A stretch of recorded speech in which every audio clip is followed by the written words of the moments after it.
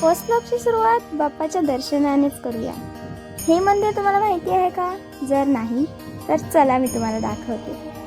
Hi friends, मी वेदिका जाधव तुमचं स्वागत करते माझ्या फर्स्ट ब्लॉगमध्ये आणि तुम्हा सर्वांना सगळ्यात आधी गणेश चतुर्थीच्या खूप खूप शुभेच्छा।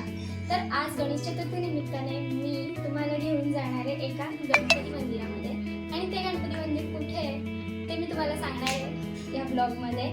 आणि तुम्हाला जर माहिती असेल, तुम्ही हा मंदिर आधी बघितलं असेल तर कमेंट बॉक्समध्ये नक्की सांगा मला। चला लेट्स।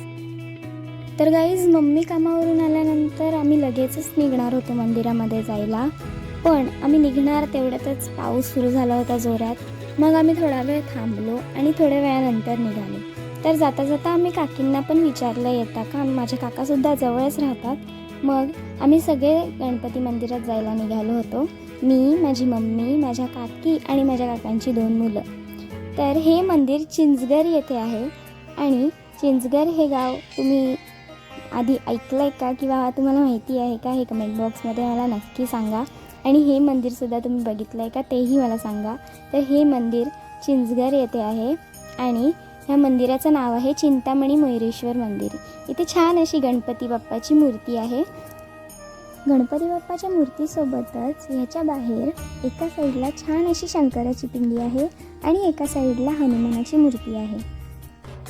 मग आम्ही ते दर्शन वगैरे घेतलं आणि थोडा वेळ तिथेच बसून राहिलो होतो, कारण की या मंदिरामध्ये खूप शांत आणि प्रसन्न वाटतं। मग त्यानंतरच आम्ही येताना नारळ घेतला होता, तो नारळसुद्धा आम्ही फोडला आणि मग तिथे प्रसाद म्हणून ठेवला होता।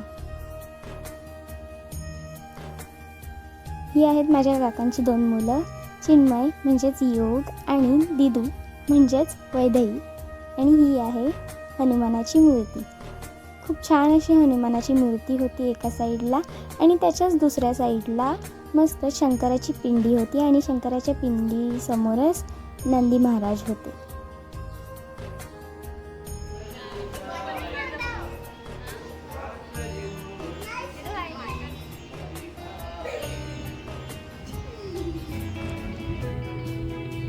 मग आम्ही घरी जायला निघालो होतो, कारण की अंधार झाला होता आणि घरीसुद्धा जायचं होतं लवकर।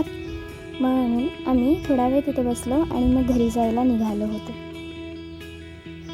तर गाईज, हा होता आमचा इथला चिंचघरमधला मंदिर आणि आता आम्ही सगळे घरी चाललो। व्हिडिओ आवडला असेल तर लाईक, शेअर, सबस्क्राईब करा। Thank you for watching.